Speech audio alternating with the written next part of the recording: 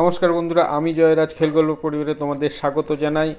তো ইস্টবেঙ্গল জয়ের হ্যাটট্রিক থেকে বিরত থাকলো আইএসএলে।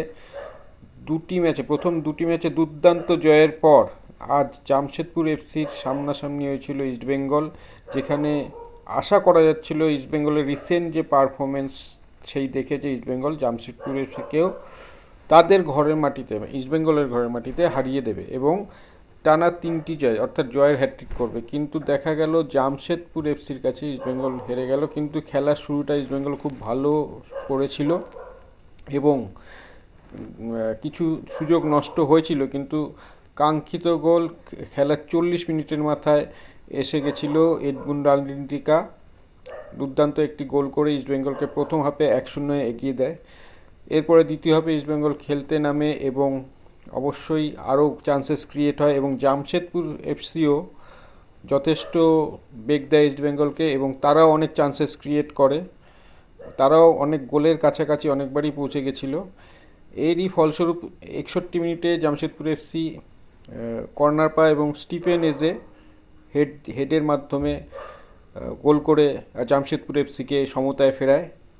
এরপরে ইস্টবেঙ্গল গোলের কাছাকাছি গেছিল এবং বলবো জামশেদপুর এফসির গোলকিপারের বাহবা দিতেই হবে। তিনি অনেক কটা শট ইস্টবেঙ্গলের যেটা গোলমুখী শট তিনি সেভ করেছেন এবং জামশেদপুরকে দ্বিতীয় গোল থেকে খাওয়া থেকে বিরত রেখেছেন।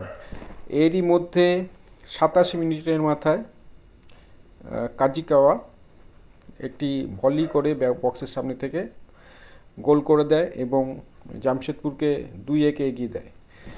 এরপরে ইস্টবেঙ্গল এক্সট্রা টাইম পায় প্রায় 9 মিনিট এবং এক্সট্রা টাইমে একটি ফ্রি কিক পায় যেটি গোল করতে ব্যর্থ হয়। এবং রিবাউন্ড বলও মারে জয়গুপ্তা, সেটিকেও সেভ করে দেয়। লাস্ট একদম খেলার শেষের দিকে পিভি বিষ্ণুর বল একটুর জন্য মানে গোলের পোস্টের বাইরের থেকে বেরিয়ে যায় এবং ডেভিডও একদম শেষ মিনিটে একটা মানে টাচ করলে গোল হয়, সেটিও পারেনি।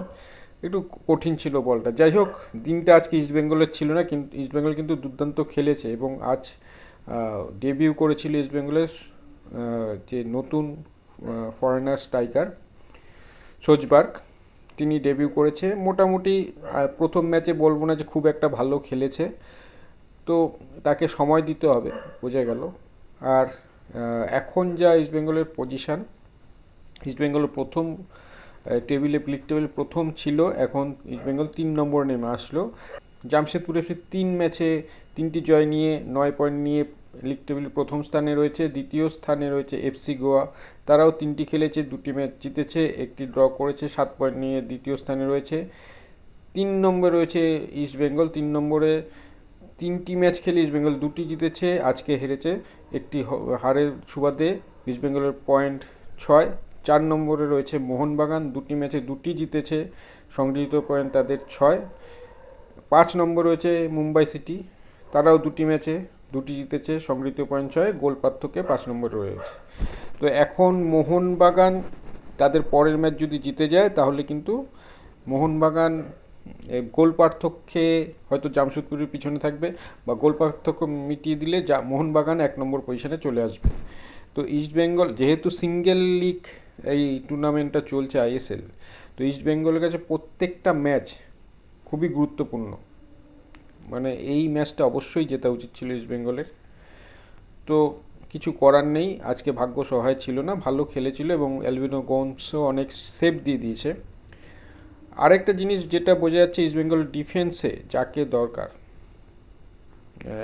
সেই ডিফেন্সের সেই বোঝাপড়াটা এখনও তৈরি হয়নি। কারণ বোঝা যাচ্ছে জ্যাকসন সিং এবং আনোয়ার আলী দুজন নতুন ডিফেন্সে খেলছে।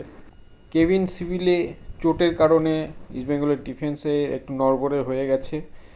তিনি যদি আজ থাকতো, তাকে আজকে খুবই প্রয়োজন ছিল, তিনি যদি আজ থাকতো তাহলে ইস্টবেঙ্গলের এই হাল আশা করি হতো না। তো যাই হোক, ইস্টবেঙ্গল গোল করে তো এগিয়ে গেছিলো কিন্তু গোলটা ধরে রাখতে পারেনি। কেভিন সিভিলে আশা করা যাচ্ছে আরও 3-4টে ম্যাচ পরে হয়তো ফিরতে পারে টিমে। তারপরে মেডিকেল টেস্ট হওয়ার পর তিনি যদি সুস্থ হয় ফিরে আসবেন।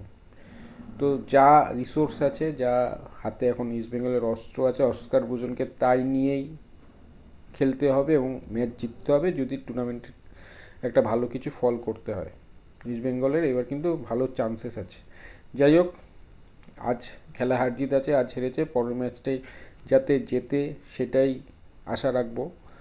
এবং খেলার যে গোল, সেটা গোলও হয়েছে, কিছু মিসও হয়েছে, সেই মিসগুলো যদি আজকে না করতো ইস্টবেঙ্গল হেসে গেলেই জিতে যেত।